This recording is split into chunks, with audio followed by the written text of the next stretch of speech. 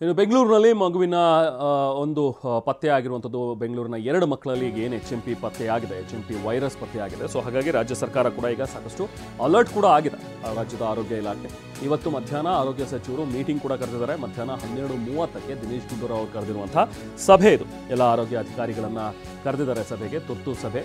So discuss ಮಾಡೋದಕ್ಕೆ ಏನೇನು ಕ್ರಮಗಳನ್ನು ಕೈಗೊಳ್ಳಬೇಕು ಅದೆಲ್ಲದ್ರ ಬಗ್ಗೆಯೂ ಕೂಡ ಈಗ ಚರ್ಚೆ ಆಗುತ್ತೆ. ತೀರಾ ಆರಂಭಿಕ ಹಂತದಲ್ಲಿರೋದ್ರಿಂದಾಗಿ ಬಹುಶಃ ಕೆಲವೊಂದಷ್ಟು ಸಾಮಾನ್ಯ ಗೈಡ್ಲೈನ್ಸ್ ಮಾತ್ರ ಪಾಸ್ ಆಗ್ಬೋದು.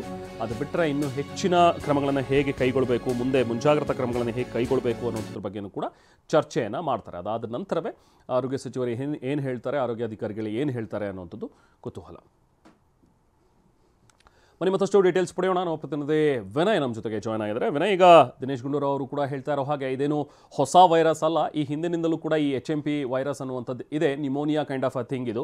ಸೊ ಹಾಗಾಗಿ ಹೆಚ್ಚು ಆತಂಕ ಪಡಬೇಕಾಗಿಲ್ಲ ಅಂತ ಸಚಿವರು ಕೂಡ ಹೇಳಿದ್ದಾರೆ. ಬಟ್ ಸ್ಟಿಲ್ ಮುಂಜಾಗ್ರತಾ ಕ್ರಮಗಳನ್ನಂತೂ ಕೈಗೊಳ್ಳಲೇಬೇಕಾಗುತ್ತೆ. ಯಾಕಂದರೆ ಕೊರೋನಾ ಬಂದಾಗಲೂ ಕೂಡ ಎಲ್ಲರೂ ಆರಂಭದಲ್ಲಿ ಹೀಗೆ ಅಂದ್ಕೊಂಡ್ವು, ಬಹುಶಃ ಇದು ಕೂಡ ಒಂದು ಸಾಮಾನ್ಯ ಸೋಂಕಿರ್ಬೋದು ಅಂತ. ಬಟ್ ಅದು ಸೃಷ್ಟಿ ಮಾಡಿದಂಥ ಅವಾಂತರಗಳು ಸಾಕಷ್ಟು, ಒಂದು ಪಾಠ ಇದೆ ನಮಗೆ. ಸೊ ಹಾಗಾಗಿ ಬಹುಶಃ ಮುಂಜಾಗ್ರತಾ ಕ್ರಮ ಕೈಗೊಳ್ಳೋದಕ್ಕೆ, ಚರ್ಚೆ ಮಾಡೋದಕ್ಕೆ ಇವತ್ತು ಮೀಟಿಂಗ್ ಕೂಡ ಕರೆದಿದ್ದಾರೆ. ಏನು ಡೀಟೇಲ್ಸ್ ಇದೆ ವಿನಯ್?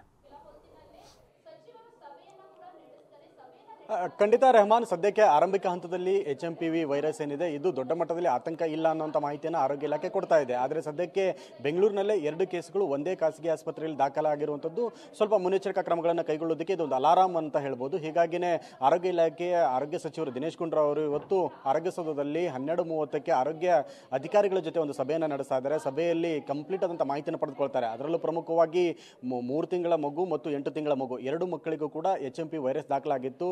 ಈ ಹಿಂದೆ ಡಿಸೆಂಬರ್ ಕೊನೆಯ ವಾರದಲ್ಲಿ ದಾಖಲಾಗಿರುವಂಥ ಮಗು HMP ವೈರಸ್ ಇಂದ ಗುಣಮುಖರಾಗಿ ಈಗಾಗಲೇ ಮನೆಗೆ ತೆರಳಿದೆ. ಆದರೆ ಸದ್ಯ ಇವತ್ತು 8 ತಿಂಗಳ ಮಗು ಏನಿದೆ ಇದು ಇವತ್ತು ಡಿಸ್ಚಾರ್ಜ್ ಆಗುವಂಥ ಸಾಧ್ಯತೆಗಳು ಕೂಡ ಇದೆ. ಆದರೆ ಸದ್ಯಕ್ಕೆ ಈ ಒಂದು ಮ್ಯೂಟೆಂಟ್ ಏನಿದೆ ಇದು ಚೀನಾದ ಸಾಮ್ಯತೆಯನ್ನು ಹೊಂದುತ್ತಾ ಅಥವಾ ಅದೇ ರೀತಿಯಂತಹ ಮ್ಯೂಟೇಷನ್ ಗುಣಗಳಿದೆಯಾ ಮತ್ತು ಅದರ ಸ್ವರೂಪ ಅದೇ ರೀತಿಯಾಗಿದೆಯಾ ಮತ್ತು ಹೇಗಿದೆ ಅನ್ನುವಂತಹ ಮಾಹಿತಿಗಳನ್ನು ಕೂಡ ಇದು ನಿರಂತರವಾಗಿ ಪಡೆದುಕೊಳ್ತಾ ಇದೆ. ಜೊತೆಗೆ ರಾಜ್ಯ ಆರೋಗ್ಯ ಇಲಾಖೆ ಕೇಂದ್ರ ಆರೋಗ್ಯ ಇಲಾಖೆ ಜೊತೆ ಸಂಪರ್ಕವನ್ನು ಮಾಡ್ತಾ ಇದೆ. ಈ ರೀತಿಯಂತಹ 2 ಕೇಸ್ಗಳು ನಮ್ಮಲ್ಲಿ ದಾಖಲಾಗಿದೆ ಅನ್ನೋ ಮಾಹಿತಿಯನ್ನು ಕೂಡ ಕೊಟ್ಟಿದೆ. ICMR ಕೂಡ ಇದರ ಬಗ್ಗೆ ಒಂದು ಕನ್ಫರ್ಮ್ ಆದಂಥ ಮಾಹಿತಿಯನ್ನು ಕೊಟ್ಟಿದೆ. ಬೆಂಗಳೂರಿನಲ್ಲಿ 2 ಕೇಸ್ಗಳು HMPV ವೈರಸ್ಗೆ ಸಂಬಂಧಪಟ್ಟ ಹಾಗೆ ದಾಖಲಾಗಿದೆ. 3 ತಿಂಗಳ ಮಗು ಮತ್ತು 8 ತಿಂಗಳ ಮಗುವಲ್ಲಿ 2 ಕೇಸ್ಗಳು ಡಿಟೆಕ್ಟ್ ಆಗಿರೋ ಬಗ್ಗೆ ಮಾಹಿತಿಯನ್ನು ಕೂಡ ಕೊಟ್ಟಿದೆ. ಹೀಗಾಗಿ ಕೇಂದ್ರ ಕೂಡ ರಾಜ್ಯ ಆರೋಗ್ಯ ಇಲಾಖೆಗೆ ಒಂದು ಸೂಚನೆಯನ್ನು ಕೊಟ್ಟಿದೆ. ಕೆಲವೊಂದಿಷ್ಟು ಕಾಮನ್ ಗೈಡ್ಲೈನ್ಸ್ಗಳನ್ನು, ಪ್ರೋಟೋಕಾಲ್ಗಳನ್ನು ಕೈಗೊಳ್ಳೋದಕ್ಕೆ ಸೂಚನೆ ಬೆನ್ನಲ್ಲೇ ರಾಜ್ಯ ಆರೋಗ್ಯ ಇಲಾಖೆ ಕೆಲವೊಂದಿಷ್ಟು ಸೂಚನೆಗಳನ್ನು, ಕ್ರಮಗಳನ್ನು ಕೈಗೊಳ್ಳೋದಕ್ಕೆ ಈಗಾಗಲೇ ಸಾಮಾನ್ಯ ಜನರಲ್ ಗೈಡ್ಲೈನ್ಸ್ ಅನ್ನು ಕೂಡ ಕೊಟ್ಟಿರುವಂಥದ್ದು.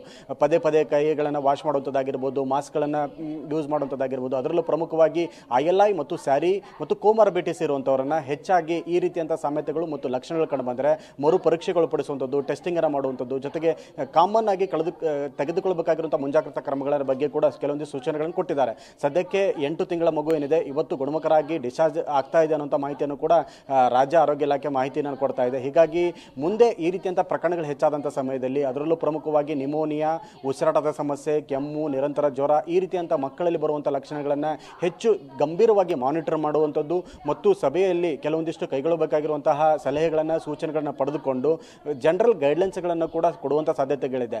ಒಂದು ಪ್ರಮಾಣದಲ್ಲಿ ICMR ನೀಡಿರುವಂಥ ಮಾಹಿತಿಯ ಆಧಾರದ ಮೇಲೆ ILI ಸ್ಯಾರಿ ಪ್ರಕರಣಗಳಲ್ಲಿ ಪ್ರಮುಖವಾಗಿ ಹೆಚ್ಚು ಟೆಸ್ಟ್ ಮಾಡುವಂಥದ್ದು ಮತ್ತು ಅವುಗಳ ಅಂತಹ ಪ್ರಕರಣಗಳ ಮೇಲೆ ಒಂದಿಷ್ಟು ಕ್ರಮಗಳನ್ನು ಕೈಗೊಳ್ಳೋದ್ರ ಬಗ್ಗೆ ಜನರಲ್ ಗೈಡ್ಲೈನ್ಸ್ಗಳನ್ನು ಕೂಡ ರಾಜ್ಯ ಆರೋಗ್ಯ ಇಲಾಖೆ ಇವತ್ತು ಸಂಜೆ ವೇಳೆಗೆ ಹೊರಡಿಸುವ ಸಾಧ್ಯತೆಗಳು ಕೂಡ ಹೆಚ್ಚಾಗಿರುವಂಥದ್ದು. Rehman, okay, thank you Vinay.